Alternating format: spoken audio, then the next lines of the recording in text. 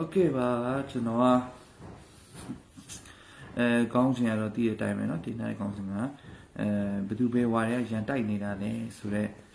စကလုံးပေါ့เนาะဘာသာရေးပေါ့เนาะဘာသာရေးဘယ်သူပဲဝါရဲရန်တိုက်နေတာလဲဆိုတော့ကျွန်တော်ဒီစကားတော့မပြောဘူးငြိမ်လိုက်တော့မလို့ဒါပေမဲ့မငြိမ်သေးတဲ့သူတွေရှိတဲ့ခါကျတော့လေ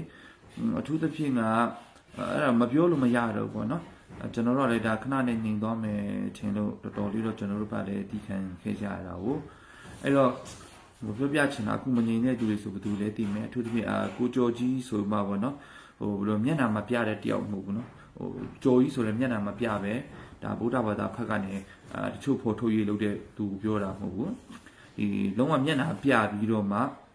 အမြဲတမ်းလူကားတွေကနေလာပြီးစကားပြောနေတဲ့နည်းထိတ်လေနေနဲ့ပြောင်းနေအသက်လည်းနည်းနည်းကြီးတဲ့ဘိုင်းရောက်နေပြီကိုကျော်ကြီး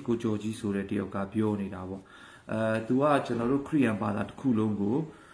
ဘာသာရေးကောင်းဆောင်နေပေါ့နော်အကုန်လုံးကနေမှဗုဒ္ဓဘာသာကိုဟိုရန်နေတိုက်အောင်လုပ်နေတယ်ဆိုတဲ့ပုံစံမျိုးနဲ့သူပြောသွားတဲ့စကားတွေရှိတယ်နော်ဗီဒီယိုကတော့သူ့အကောင့်မှာသွားကြည့်ကြပါ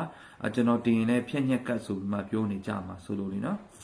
ဘာသာရေးတွေရန်မတိုက်ကြပါနဲ့ဆိုမှနော်သူကပြောတာမသိရင် तू ကရန်မတိုက်တဲ့ပုံစံလို့ပါလို့ပေါ့နော်တကယ်တော့ဟိုတက်ပြောမယ်ဆိုရင်ဘာသာရေးတွေရန်တိုက်တာဘယ်သူတွေလဲဆိုတော့ဗုဒ္ဓဘာသာဖက်ကလည်းတည်တယ်ပေါ့နော်ဗုဒ္ဓဘာသာအစ်စ်တွေပေါ့နော်ကောင်းကောင်းတည်တယ်ဘယ်သူတွေလဲဆိုတော့လည်းတည်တယ်ကျွန်တော်တို့ခရိယန်ဖက်ကနေပြောရင်လည်းကျွန်တော်ခရိယန်မှာဘယ်သူတွေကဘာလုပ်နေလဲပေါ့နော်မစင်မချင်းပေါ့နော်အပေါ်ယံကနေပြောမေတ္တာတရားဘုရားသခင်ပြောပြီးတော့မှသူများဘာသာသာသနာတကယ်ဟိုထိခေါင်တော့ပြောတတ်တဲ့လူတွေရှိတယ်ပေါ့နော်ခဏနေကြပြက်နာလဲတက်တော့ကော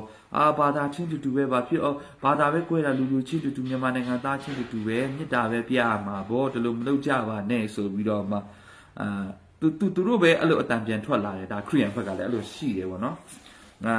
ပြက်နာတက်တဲ့ခါကျတော့သူတို့အားလုံးကနောက်ဆုတ်ပြီးသူတို့ကောင်းဟန်ဆောင်နေကြတယ်ပြက်နာတောင်လုံနေတဲ့လူကိုလည်းလုံအောင်သူတို့ပဲမြောက်ခင်ကြတာပေါ့နော်တကယ်ပြက်နာတက်တော့လေသူတို့ကမဆိုင်တယ်လို့ဟိုဘယ်လဲတိုးရီခြုံနဲ့ဝင်ပလေလို့ပဲပြောရမလားဗောနော်မခုတ်တက်တဲ့ကြောင်ကလေးလို့နေကြတဲ့လူတွေရှိတယ်အဲကြတော့ကိုကျော်ကြီးကိုကျွန်တော်အထူးသဖြင့်တုံ့ပြန်တာဗောနော်အဲ့ဒီကိုကျော်ကြီးဆိုတဲ့တယောက်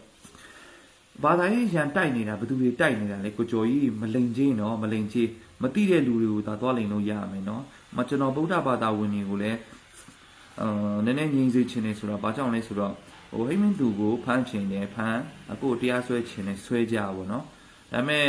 အခုဗီဒီယိုမှာလည်းတချို့ဟာတွေထွက်ပေါ်လာတာပါလဲဆိုဟာမင်းတို့ခရိယန်ဘာသာကသူများဘာသာကိုမပုတ်ခတ်နဲ့လေအခုဘာဖြစ်လို့ဗုဒ္ဓဘာသာဘက်ကတချို့လူတွေကဒါ